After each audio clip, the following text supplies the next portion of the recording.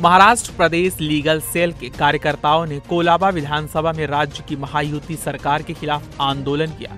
कांग्रेस कार्यकर्ताओं का कहना था कि सरकार भ्रष्टाचार में लिप्त है। वहीं इस अवसर पर कांग्रेस लीगल सेल के अध्यक्ष एडवोकेट रवि प्रकाश यादव ने कहा कि जगह जगह गड्ढे होने के कारण दुर्घटनाएं हो रही हैं। सड़कों पर पानी भरा रहता है, मानो जैसे सड़क नदी में तब्दील हो चुका हो।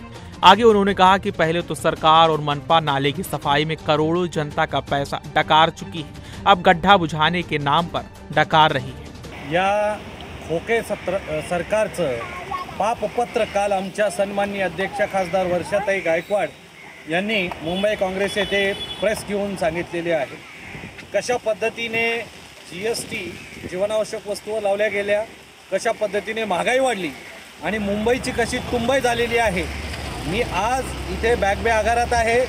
या आगाराची स्थिती बघाल तर इथे रस्ता कमी, खड्डे जास्त आहेत आणि या स्थितीमध्ये येथील रहिवासी जे प्रवास करतात आणि कंडक्टर किंवा ड्रायव्हर जे आहेत त्यांच्याशी आम्ही विचारणा केली, ते बोलतात आमचे बॅक पेनचे इश्यू सुरू आहेत, इथे कोणी ध्यान देत नाही आहे। तर या प्रशासनाच्या विरोधात आज आम्ही हा आसूड जो आहे तो घेऊन इथे आंदोलन करत आहोत। कोलाबा विधानसभेमध्ये इथल्या आमदारांनी 5 वर्षात काय केलेलं आहे, इथे विकास, याला विकास म्हणायचा का फक्त जुमलेबाजी अशा पद्धतीने इथे चालू आहे। 30% इथे खूप मोठा प्रमाणात टक्केवारीचा भ्रष्टाचार चालू आहे।